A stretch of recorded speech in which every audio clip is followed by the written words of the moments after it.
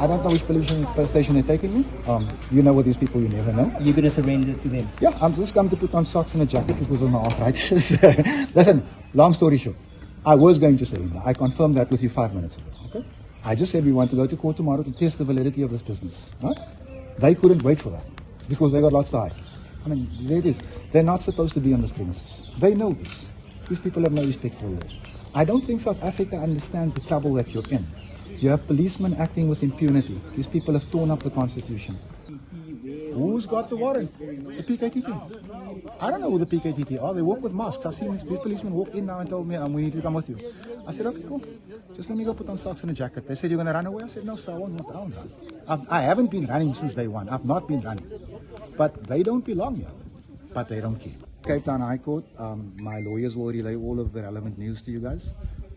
Please be there because this is going to be epic. I'm actually quite excited about the trip, but not in the back of the van. I haven't been to KZN in months, but anyway, let's go.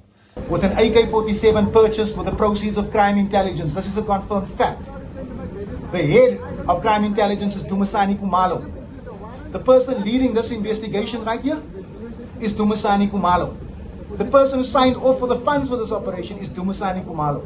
Dumisani Kumalo is in court on cases on charges of fraud and corruption because of charges.